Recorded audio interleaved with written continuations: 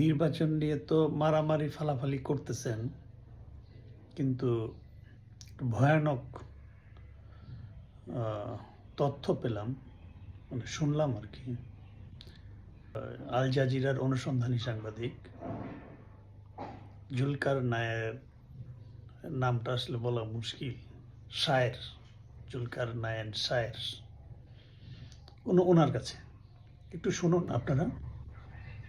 সংবিধান সংস্কার কমিশনের যিনি ব্যক্তি আছেন মিস্টার আলী রিয়াজ আছেন, প্রধান উপদেষ্টার বিশেষ সহকারী আছেন মিস্টার মনির হায়দার, এই ধরনের ব্যক্তিরা অ্যাকচুয়ালি কি করতেন আগে, এরা যে কি ধরনের ট্রাবল ক্রিয়েট করেছে দেশের স্টেট ক্রাফটের ভেতরে, এটা হয়তো এখন আমরা দেখতে পাচ্ছি না, কিন্তু এটা আমরা বুঝতে পারবো কয়েক মাস পরে, যারাই আসবেন সরকারে, যদি কেউ সরকারে আসতে পারেন এককভাবে। কারণ আমরা জানতে পারছি যে তাদের একটা অন্যতম পরিকল্পনা হচ্ছে দেশে একটা হাং পার্লামেন্ট অথবা ঝুলন্ত পার্লামেন্ট যেন তৈরি করতে পারেন, এরকম কিছু একটা পরিকল্পনা তাদের মধ্যে আছে বলে কানা ঘুষা শোনা যাচ্ছে, বিভিন্ন মহল থেকে আমরা জানতে পারছি। সুতরাং আমাদেরকে অপেক্ষা করতে হবে ফেব্রুয়ারির 12 তারিখের নির্বাচন, এবং এর পরবর্তীতে বাংলাদেশের ভাগ্যে কি আসে সেটা বলে দিবে যে তাদের সাথে ওই বিশেষ দেশের সংযোগটা অ্যাকচুয়ালি কি, এবং ওই বিশেষ দেশ কিভাবে আমাদেরকে হয়তো একটা টেস্ট কেস হিসেবে নিয়েছে। আচ্ছা, আমার প্রশ্ন হচ্ছে,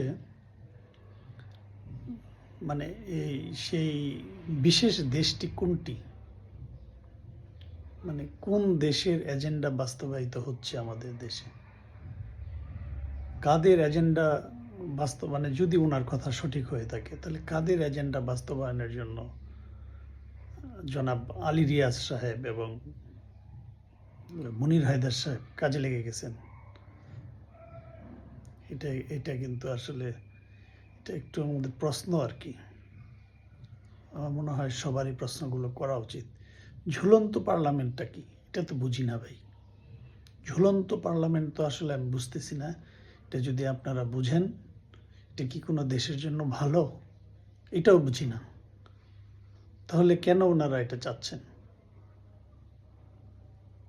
আমাদের যেটা ভালো সেটাই কিন্তু আমাদের বুঝে নিতে হবে। আমরা সাধারণ জনগণ যেটা বুঝি।